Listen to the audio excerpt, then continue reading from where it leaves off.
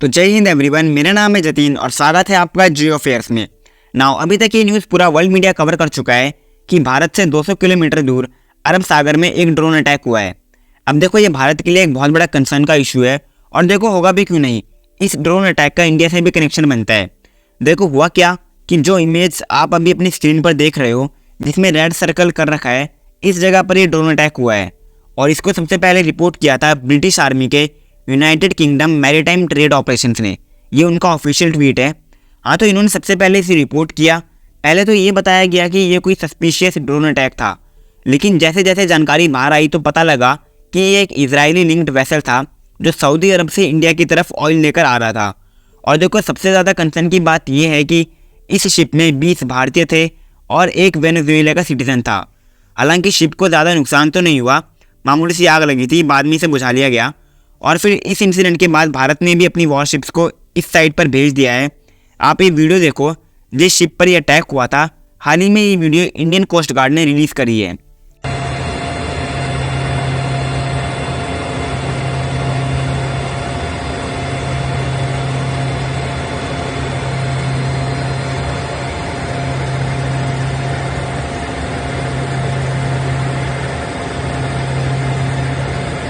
अब देखो, इंडिया के लिए दिक्कत की बात यह है कि रेड सी और जो अद्दान की खाड़ी है, इंडिया का बहुत सारा ट्रेड इसी रूट से होता है।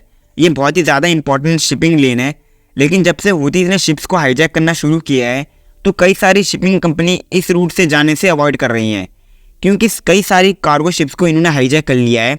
अब जो इजरायली मीडिया है ये डायरेक्ट ईरान को ही दोषी बता रहा है इस ड्रोन अटैक को लेकर।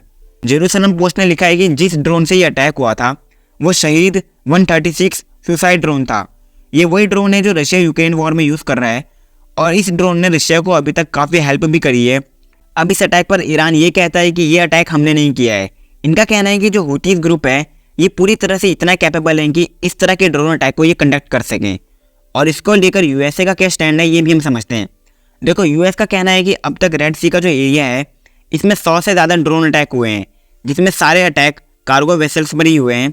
और जो यूएसए का ऑपरेशन प्रॉस्पेरिटी गार्डियन है, इसको पहले बहुत से देशों ने ज्वाइन किया था, लेकिन फिर बाद में इससे क्विट भी कर लिया।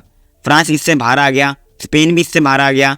विकिपीडिया में आप देख सकते हो, पहले जब मैंने देखा था तो इसमें फ्रांस और स्पेन भी ऐड थे, लेकिन अब इस लिस्ट में ये भी नहीं है। और जो हूती रेबल्स है, इन्होंने यमन की गवर्नमेंट के साथ भी समझौता कर लिया है।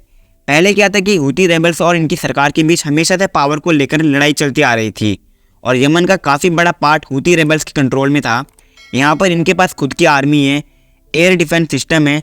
जो वेपन्स एक देश के पास नॉर्मली होते हैं वो इस ग्रुप के पास हैं और जो इनकी जनता है ये भी इनका सपोर्ट करती है।